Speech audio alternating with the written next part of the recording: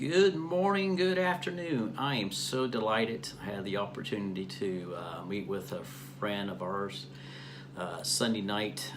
She used to go to the church where I used to, and she was just so thankful in person.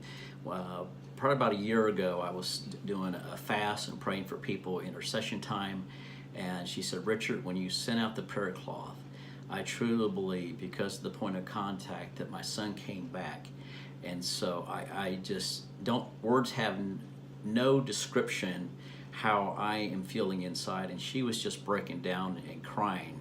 She said, I know, I send you some text messages encouraging you and thanking you for that, for God turning his life around, as well as his mom's prayer and a few other people.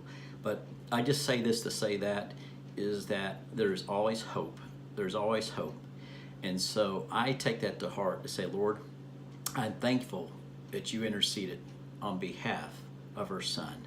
That, Father, that a soul came home, someone who knew the Father, a wayward child who's come back. And so it encourages me at times when I hear testimonies that come back and something wonderful had taken place. It charges me back up. It fills me back up. And I know that such a time as this, that we will able to declare and decree and step into the kingdom now where the atmosphere changes and it shifts, that we declare and decree as men of God and the prophets of God and teachers of God and pastors of God, whatever the fivefold ministry you're calling to, and that you are stepping out by faith. God wants to know that he is there through all of it to get you through the other side. And so I just want to say, young lady, thank you so much for sharing with me. It really touched my heart that I was able to see you in person. And so if you have someone who's lost, if you have someone who needs the Lord, just private message me, and I would just pray for them as the Lord provides time for me from time to time, from day to day, and just speak life and break through and break the deception off of people's minds and the strongholds that there is. And so as we walk out, he increases it little by little. He who is faithful is with little, God says that he will be faithful with much. And so he, at times it feels like he's monitoring us. At times it feels like we're not seeing the full fruition of it.